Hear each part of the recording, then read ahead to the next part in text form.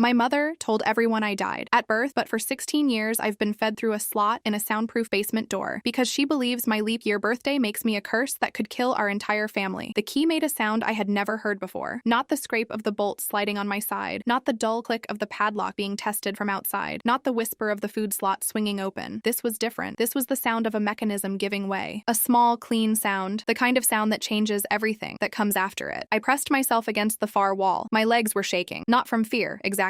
Or not only from fear. My legs shook constantly in those days. 16 years of cold concrete and limited motion had done something to the muscles below my knees that I still think about sometimes, late at night when the weather changes. But in that moment, pressed against the cinder block with my back to the wall and my eyes locked on the door, the shaking felt appropriate. It felt like my body already knew what my mind wasn't ready to process. The door swung open. Mason stood in the gap. He was 17 years old, and he looked exactly like the photographs I had memorized through years of listening. Same jaw as our father, same nervous habit of pressing his lips together when he was scared. He was holding a small brass key between his thumb and forefinger, and his face had gone the color of old chalk. He looked at me for a long time without speaking. I looked back at him. The hallway behind him was lit. Not the bare, flickering bulb above my cot. Not the twice-daily wash of gray from the food slot. Real light. Warm light. The kind that comes from a house where people live normally. "Can you walk?" he whispered. Upstairs, the pacing had stopped. That silence was worse than anything she had ever said through the camera. I took one step, then another. The carpet in the hallway was soft under my bare feet in a way I had not been prepared for. I had stood on carpet exactly twice in my life. Once when I was very small and she had taken me upstairs for reasons I still don't fully understand. And once when I pressed my face to the crack under the door on a Christmas morning and felt the edge of the runner with my fingernails. This was nothing like that. This was warmth rising through the soles of my feet and traveling up through my ankles and into my shaking calves like something being restored. The family photographs lined the hallway wall. I saw them for the first time without a pane of glass between us. 3 children smiling in every single one. I stopped in front of a frame from what looked like 2016 or 2017. Mason, maybe 10. Luke, maybe 6 or 7. And a third child, a girl, dark-haired, standing between them with her arms spread wide and her head thrown back laughing. It wasn't me. Someone had put another child in the space where I should have been. Not even a real child, I realized. A stock image face, softened in editing to match the family's coloring. She had not left a gap. She had filled it. A door creaked upstairs. "She's coming," Mason said. "Hide." I was born on February 29th, 2008, in a house on Crescent Mill Road in a small town in rural Pennsylvania, whose name I will not use because there are still people there who do not know I exist, and some of them are people I may still need things from. My mother's name is Linda. She was 31 when I was born. By all accounts, she was, before my birth, a reasonably functional person. She held a part-time bookkeeping job. She drove Mason to soccer practice. She made a specific kind of apple cake that her own mother had taught her, and she made it every Sunday. I know all of this because I spent 16 years listening to a household live, and because Mason, in the months after he opened that door, told me everything he could remember. The leap year broke something in her. I do not know if it was something that was already cracked, waiting for the right pressure point. I don't know if there was a specific moment, a conversation, something she read, something someone said to her in the days after I was born. What I know is that by the time I was 3 weeks old, she had constructed a belief system around my birthday that was so complete, so internally consistent, so detailed in its catastrophizing that it functioned like a religion. Leap year children born on February 29th were cursed in the logic she had built, not cursed in the vague, metaphorical sense, cursed in the specific, transactional, cause and effect sense. My continued existence in the visible world was a threat to the physical survival of every person in my bloodline. The curse, she believed, could spread through eye contact, through proximity, through the mere knowledge that I existed. So she told everyone I had died at birth. She told my father's family. She told her own mother. She told the neighbors, the pastor of the church they attended until Mason was about 5, the woman who ran the playgroup she took Mason to. She had a death certificate made. I have seen it now. It looks completely real. I have been told by 2 different people that it might actually be real, that someone, somewhere, processed a legitimate record of my non-existence. I still don't know how that's possible. I try not to think about it too much. My father's name is David. He is not a complicated man. He is a man who was afraid of his wife and who used bourbon to manage the space between what he knew was wrong and what he was willing to do about it. I used to save a particular kind of anger for him, the sustained, specific anger you reserve for people who knew and did nothing. I have since modified that anger into something more exhausted. He was not strong enough for what the situation required. That's a plain fact. I carry it without needing to perform outrage about it anymore. Mason was 18 months old when I was put in the basement. He has no memory of my being anywhere else. Luke was born 2 years after me, which means he was born into a household where I was already underground. He grew up with 2 brothers and no sisters, and a basement that could kill you with one breath. Mason was 7 the first time he saw my face. He had been chasing a tennis ball down the hall stairs. I know this because I heard the thump of it bouncing, step by step, growing louder. I was pressed to the crack under my door the way I spent most of my days, watching the narrow strip of hallway hallway, cataloging feet. I knew Mason's feet by then. I knew the specific slap of his sneakers, the way he landed heel first when he was running and toe first when he was trying to be quiet. He came to the bottom of the stairs, and the ball rolled against my door and stopped. He crouched down to pick it up. 2 eyes met mine through the slot. "There's a girl in here," he screamed. I heard the slap before I heard the footsteps. It came through the door clearly. A hard, flat sound. Nothing ambiguous about it. "That's not a girl," she told him. Her voice was steady, explanatory. The voice of a mother correcting a small child's misidentification of a household object. "That's an echo. A ghost? If you see it again, our whole family dies." There was a pause. Then Mason's voice, small and uncertain. "But it had eyes. Ghosts have eyes," she said. "That's how they get you. Don't go near the door." He believed her for years. I think he needed to. The pattern of life in that house had a rhythm I could map precisely because I had nothing else to do. Mornings started with my father's alarm at 5:45. He drove a truck for a regional logistics company. Regional routes, home most nights, gone early. The sounds of his departure were the first sounds of every day. Boots on the kitchen floor, the gurgle of the coffee maker, the specific creak of the back door that told me he was leaving. Then quiet. She would come down between 7 and 7:30. The food slot would open. Oatmeal mostly. Peanut butter sandwiches. Occasionally something left over from the night before. She never spoke much during these morning deliveries. Business only. The slot would close and I would hear her feet on the stairs, and that would be the last I heard of her until evening. The afternoon meals came with the ritual. She would press her face to the small camera mounted above the slot. I could see the lens on my side, though she had never explained it and I had never asked. And she would say, in a voice that was almost tender, "Today you're real, baby. Today you exist." Every single day. For as long as I can remember. I have thought about that phrase more times than I can count. The way she meant it as kindness. The way she genuinely believed she was giving me something. A daily ration of existence. Permission to be real for a few hours before the door closed again. The walls had marks going back years. I had started making them when I was old enough to understand that time was passing, and that without some record of it, I would lose track of where I was in my own life. I used a nail I found in the corner during one of my early years, before I understood what was happening well enough to conserve it. By the time I was 16, there were thousands of marks. I knew the count. 1,161 marks between each leap year birthday. I knew my own age the way you know something you've had to calculate instead of simply being told. The first time I heard Luke's voice, he was 3 years old and he was asking our mother what was behind the basement door. She told him the same thing she had told Mason about the toxic air. Luke never questioned it, as far as I could tell. He was a less curious child than Mason, or maybe simply a child who had learned earlier what happened when you asked the wrong questions. The thing about 16 years in one room is that you develop an extremely detailed relationship with sound. I knew the difference between the creak of the hallway floorboard under Mason's weight and the same creak under Luke's. I knew the specific sound my father's truck made pulling into the driveway versus the neighbor's truck, which had a slightly higher pitch on the idle. I knew when she was off her medication by the way her pacing changed, from purposeful and directional to circular and accelerating, the rhythm of someone chasing a thought they couldn't quite catch. I had been listening to her off-cycle periods for years. They were getting more frequent. February 23rd, 2024, 6 days before my birthday. Her pacing started at 2 in the morning and didn't stop until dawn. I lay on my cot and listened to it and understood, with the clarity that comes from having nothing to do but think, that something was coming. She had been building toward something for weeks. The food deliveries had become erratic. The afternoon ritual had changed. Instead of "Today you're real, baby," she had started saying other things into the camera. Things about bloodways, things about closure, things that had the shape of planning. I did not know what she meant. I knew it was not good. On the night of February 25th, I heard Mason's voice through the wall for the first time at a register that wasn't casual. He was arguing with her. I couldn't make out all of it. The cinder block muffled the higher frequencies and left me with rhythm and tone more than content. But I heard his voice hit a pitch that meant he was pushing back against something, and I heard her voice drop to the flat, icy register she used when she was done negotiating. Then silence. Then Mason's footsteps, slow and deliberate, coming down the hall. He stopped outside my door. He had done this before, stood there, close enough that I could hear him breathing through the crack. He had done it for years without opening anything. I had never called to him. I had never said a word. There was a logic to that silence that I had maintained for so long it had become instinct. She was always listening, and the cost of his knowing was always going to land on him before it landed on me. But that night, I pressed my mouth to the gap under the door. "Mason," I said. It was the first time I had said his name out loud. There was a long silence on the other side. "I know," he said. Just that. Not "I didn't know." Not what. Just "I know." As if something had finally been confirmed that had always been suspected. "She has a plan," I said, "for my birthday." Another silence. Longer. "I know that too," he said. I heard him stand up, walk away. The footsteps were different going back than they had been coming down. Heavier, deliberate, the walk of someone who has just been handed a weight and decided to carry it. It took him 3 days to find where she kept the key. She wore it on a chain around her neck during waking hours. At night, she moved it, somewhere in the bedroom, somewhere she considered safe. Mason spent 2 days watching her patterns, the way I had spent 16 years watching patterns. And on the night of February 28th, he searched her jewelry box while she slept. The key was between a broken watch and a ring that that had belonged to her mother. He came down at 11:53 p.m. The door opened at exactly midnight. The calendar I had made from the wall marks told me it was now February 29th, 2024, my 5th real birthday. I was 16 years old. I had the body of a child who had been malnourished at irregular intervals for her entire life. I was small. My legs shook. My eyes, confronting the hallway light, flooded with tears that were not emotional, just physical, the pupils contracting hard after years of dim. Mason looked at me the way you look at something you were told didn't exist. "Can you walk?" he whispered. I showed him I could. The photograph stopped me. The one with the replacement child smiling in the space where I should have been. I stood in front of it for 2 or 3 seconds too long. "She did all of them," Mason said quietly. "Different kid in every one." The pacing upstairs had stopped. I stumbled behind the refrigerator just as she hit the bottom of the stairs. I had never seen my mother's face from this angle before. Only through the camera lens, at the low resolution of the monitor, in the limited light of my room. Up close, she was smaller than I had always imagined. Shorter than Mason, narrower in the shoulders, with hair that was wilder than she would have chosen if she was thinking clearly. Her eyes swept the hallway. Her nostrils moved. "Something's wrong," she said. "The curse is moving." She walked straight toward the basement door, the open basement door. The shriek came from her stomach, a raw, animal sound that shook the frames on the walls. "What did you do? Where is the demon?" She grabbed Mason by the front of his shirt and shook him. He didn't fight her. He went limp the way you learn to go limp when you've been shaken before. My father came down the stairs still pulling at his bathrobe. "Linda, what the—" "It's gone." Her voice had flattened, the hysteria dropping away into something colder and more deliberate. "We're all going to die." My father looked at the open door. He looked at Mason's face. He looked at her face. He stood in the hallway of the house where he had lived for 18 years, and he processed the information available to him. Then he went to the kitchen and came back with the bourbon. "Before midnight," she said. Her voice had gone clinical now, almost academic. "If it's free on its birthday, the curse becomes permanent. There are ways. Old blood ways. We have until sunrise." She turned to my father. "Wake Luke. We need everyone looking." My father looked at the bottle in his hand. He looked at Mason. He woke Luke. I listened from behind the refrigerator as she organized the search. 3 minutes she'd take to do each room systematically. She always moved clockwise. I knew that. I had 16 years of her patterns in my head like a map. Mason crouched near my hiding spot without looking at me directly. "Upstairs," he breathed. "My room. Second door on the left. Under the bed." I heard Luke's sleepy voice from the top of the stairs. "Why do I have to look for ghosts?" "The thing downstairs is loose," she called up. "If you see it, don't look in its eyes. Just scream for me." She was turning my little brother into a hunting dog. He was 14 years old and half asleep, and she was training him to track me. I made it up the stairs on my hands and 1 foot and 1 knee, pulling hard on the railing, legs failing on the 4th step and recovering on the 5th. Mason's door was the second on the left. The room smelled like a teenage boy's room. Deodorant and laundry and something mechanical, like oil from a bicycle chain. I registered all of it in the 2 seconds it took me to drop to the floor and roll under the bed. The flashlight swept under the door 3 minutes later. "I know you're here," she sang. "I can smell the basement rot." She was not wrong. 16 years of underground living had given me a specific smell that I would not fully understand until months later when someone described it to me gently, and I spent 2 days crying about it. The beam passed close enough that I could see the light shift across the floor inches from my face. Then she stopped. She stood in the center of the room for a long time without speaking. I held every muscle still. I counted her breaths. "Tomorrow on your birthday," she said quietly to the empty room, "I'll make sure you never threaten my real children again." She believed she was talking to air. Then Mason's voice came from downstairs, carrying easily up the stairwell. "Mom, I think I found something in the garage." She left. The door swung half shut behind her. Mason had not found anything in the garage. He had simply understood, from a lifetime of living with her, that the one reliable way to redirect her attention was to offer her a new crisis, larger than the current one. He kept her in the garage for 11 minutes. 11 minutes was enough. Luke had gone back to his room. My father had gone back to the bourbon. I came out from under the bed and stood in the center of Mason's room on legs that I was now working through pure will. And I understood that whatever was going to happen next had to happen before sunrise. The thing I found was not something I had been looking for. Mason kept a laptop on his desk. It was open. He had been using it before he came downstairs to find me, and what was on the screen was not something he had intended me to see. But I saw it, because I was standing at his desk trying to find something to write on, something to leave him a note, and the screen was right there. It was an email thread, his email, open in a browser window. The most recent message was from an account I didn't recognize, a Gmail address with a partial name I would later learn belonged to our father's younger sister, our Aunt Patricia, who I had also not known existed. The subject line read, "She told us the baby died. We want to know what really happened." The thread below it went back 18 months. Patricia had been asking questions for a year and a half. She had found inconsistencies in the death record, the wrong hospital listed, a date that didn't match, a filing number that led nowhere when she followed it. She had been corresponding with Mason quietly, carefully, the way you approach something that might collapse if you apply pressure in the wrong place. Mason had been corresponding back. He had been building the case for months before he ever came to my door. The last message in the thread was from 3 days ago. It read, "I've contacted the county. They're aware. Tell me when you need me to come." I stood in my brother's room on February 29th, 2024, and read those words 3 times. Someone Someone outside that house knew I existed. Someone outside that house was already moving. I was not alone in the way I had always believed I was alone. I sat down on the edge of Mason's bed because my legs finally quit. I pressed my palms flat against my thighs and breathed. Outside, I could hear my mother's voice still carrying from the garage. Something about the cold and the curse and the quality of the night air. Still looking, still searching. And I thought about what she had said. Old Ludways. I thought about the food slot becoming erratic over the past month. The way the afternoon ritual had changed. The things she had been saying into the camera that had the shape of a final act rather than a routine. She had not been planning to lock me back up. She had been planning something that didn't require a lock at all. Mason came back upstairs at 1:47 in the morning. He found me sitting on his bed with his laptop in my lap. He looked at the screen. He looked at me. He sat down on the floor, back against the wall, and rubbed both hands over his face. "How long?" I asked. "Since I was 15, he said. "I started going through her things when I was 15. I found things, papers, and I found the camera feed on the old router, the one she thought she'd disabled. He had watched me from a camera I hadn't known existed for 2 years before he opened the door. I thought about that. I thought about what it must have cost him to watch and wait and build a case instead of just acting. I thought about Patricia's emails, the careful accumulation of documentation. I understood then that he had been doing the same thing I had always done, listening, mapping, building the clearest possible picture of the situation before making a move. He was his mother's child in all the ways that didn't involve the cruelty. The blood ways, I said. Do you know what she meant? He was quiet for a long time. I found something in her room, he said. Last week. I didn't understand what I was looking at. It looked like it was written in a notebook. Instructions. Something about a fire and a birthday and the curse ending. The room was quiet. She was going to burn the basement, I said. It was not a question. He didn't answer. He didn't need to. I had been in that basement for 16 years. There was one door, one padlock, one food slot, no windows. The walls were cinder block. If there had been a fire before Mason opened that door, before Patricia's emails, before the county was notified, I stood up from the bed. My legs were still shaking, but they held. Call her, I said. Call Patricia. He called her at 2 in the morning. She answered on the second ring as if she had been waiting. She arrived at 6:37 a.m. in a silver Subaru with a county social worker in the passenger seat and 2 sheriff's deputies behind her. My mother was in the kitchen when they knocked. She heard the knock and she heard the voice that called through the door, and she knew immediately what was happening. I could hear it in the way her footsteps changed, the way the pacing stopped and then started again differently, the way she went from looking for something to cornered against something. She opened the door. I was standing in the hallway behind Mason, visible. She saw me and her face did something I had never seen it do before. Not rage. Not the icy clinical focus she used when she was organized around a belief, something that came before all of that. Something that looked for 1 second like recognition, like she was seeing something she had always known was there, emerging finally into the light. Then it closed. "That is not my child," she said to the deputies, steady, certain. "That is a curse that has taken the shape of a child to destroy my family. I have documents. I have the death certificate." The deputy on the left was a woman in her 40s. She looked at my mother. She looked at me. She looked back at my mother. "Ma'am," she said, "we're going to need you to step outside." "I will not step outside. That thing is dangerous. I have been protecting my children from that thing for 16 years. "Mom," Mason said. She turned to him. Her face shifted into something heartbroken and genuine. The love there was real. I want to be clear about that, because I have spent a long time sitting with the complexity of it. The love was real, and it was pointed at a reality that didn't exist, and those two things were both true at the same time. "Baby," she said to him, "baby, I did all of this for you and Luke. You know that." "I know," he said. His voice was very quiet. "I know you believed that. There is no believed. It's true. It's always been true." "Mom," he stepped aside and I was fully visible, and he said the thing I had never expected anyone to say on my behalf, clearly and without hesitation. "Her name is Evelyn. She has been alive for 16 years. She is my sister, and she needs to go to a hospital." My mother looked at me for a long time. "You have her eyes," she said finally to Mason. "That's how you know it got to you. You have her eyes now." The deputy took her by the arm and guided her outside. My father was in the kitchen. He had heard everything. He stayed in the kitchen. I went to a hospital in Erie. Malnutrition, vitamin D deficiency, muscle atrophy in both legs, some spinal curvature from years of limited movement, 3 cracked teeth, anemia that took 4 months to correct. Patricia sat with me in the emergency room for 6 hours before anyone came to take a formal statement, and she held my hand the whole time without making it strange or ceremonial. She just held it. Mason came every day that I was inpatient. Luke came once on the 3rd day and stood in the doorway of my room for about 2 minutes without speaking. He was 14. He had just learned that he'd had a sister for his entire life and that she had been living in the basement beneath his bedroom, and that his mother had been systematically delusional for as long as he could remember. I did not know what to say to him either. We just looked at each other. "I heard you sometimes," he said finally. "At night. I thought it was the pipes." He left. He didn't come back for a long time. My mother was evaluated and committed. She was diagnosed with a condition I will not detail here. Not because it's a secret, but because I have found that naming it creates a particular kind of public discussion that I am not interested in having. What I will say is that the diagnosis was severe, long-standing, and had never never been treated adequately. The things she had done to me were not the actions of a person who was simply cruel. They were the actions of a person whose relationship with reality had been profoundly broken for years, who had built a comprehensive system of belief around that brokenness, and who had never had anyone willing or able to intervene. My father had known. The bourbon had been his chosen distance from that knowledge. He was charged. He pled guilty. He got 18 months. He served 14. I have not spoken to him since. I do not know if I will. The house on Crescent Mill Road was sold. I never went back inside it. The death certificate was, as suspected, fraudulent. Someone had falsified the record, and the investigation into how that happened is still, as far as I know, ongoing. It is one of the stranger after effects of what happened to me. Somewhere in the official record, I do not exist. There is paperwork asserting my non-existence in a drawer in a county office in Pennsylvania. Getting that corrected required a level of bureaucratic effort that would have been darkly funny if I'd been in a different emotional state at the time. Patricia handled most of it. She handled most of everything in those early months, and I did not fully understand how much I owed her until much later. I am not going to tell you I emerged from this as a triumph. That would not be true, and I have no interest in performing triumph. What I will tell you is that I learned to walk without shaking. It took about 5 months. I learned to sleep in a room with more than one source of light. I learned to cook 3 things from scratch. I learned that the feel of carpet underfoot is something I still notice every time. The way you notice something you've been given after being told you couldn't have it. Mason and I talk every week. We have the relationship of people who share something irreducible. A childhood, a house, a history that doesn't fully translate to anyone who wasn't there. He is 20 now. He is studying social work, which tells you something about what he is trying to do with what happened to us. Luke and I are working on it. He was the innocent of the story, the child who knew nothing and was used as a hunting tool without his knowledge. He carries his own damage from that house, and it is not identical to mine. And I have had to make peace with the fact that his processing is going to look different from mine and move at a different speed. Patricia is my family now in the way that matters, not just in the blood sense, but in the daily practical sense. She is the person I call when I need something. She is the person who came to my first real birthday party, the one Mason organized in September of 2024, 8 months after I came out of the basement, in a rented room in a restaurant in Erie with 12 people I was still getting to know. She is the person who noticed I was overwhelmed before I knew I was overwhelmed, and who quietly moved the party outside to the parking lot so I could breathe. My 5th real birthday is in a few months. I have been told by people who mean well that what happened to me is a tragedy, that I lost 16 years, that I was robbed of a childhood. I have thought about this framing a great deal. I want to say something honest about it. I did not experience those 16 years as nothing. I experienced them as a life lived at extreme limitation, a life without windows, without light I controlled, without the particular freedoms that most people spend their whole lives not noticing because they've never been without them. But they were 16 years in which I learned to pay very close attention to everything, in which I developed a relationship with my own interiority, with thought, with patience, with the architecture of other people's behavior, that I suspect would have been unavailable to me in any other kind of life. I am not grateful for what was done to me. I want to be clear about that, but I am not empty from it either. The title of this post is the truest summary I can give of what happened. My mother told everyone I died at birth. For 16 years, I was fed through a slot in a soundproof basement door. She believed my birthday made me a curse. She believed that completely, without reservation, with what she experienced as love. That's the hardest thing to sit with. Not the darkness, not the concrete, not even the photographs with the other child's face. The hardest thing is that she was not trying to destroy me. She was trying to protect the people she loved from what she genuinely believed I represented. In her mind, she was doing the most difficult and necessary thing a mother could do. The world she believed in was not real, but her devotion to it was. I think about that a lot. I think about what it means to be harmed by love that has lost its way. Love that has become so entangled with fear that it can no longer tell the difference between protecting someone and eliminating them. I think about the specific tragedy of being the object of that kind of love. Mason opened the door on the last second of February 28. He did it because he had been watching and waiting and building a case for 2 years, and because somewhere in his 17-year-old chest, he had held on to the knowledge that I was real when every force in his environment was telling him otherwise. He is the reason I am here. The key made a clean sound when it turned. I have thought about that sound more times than I can count. Such a small mechanism for such a large change. I am real now, in all the ways the paperwork is finally starting to confirm. I was real before that. I always was.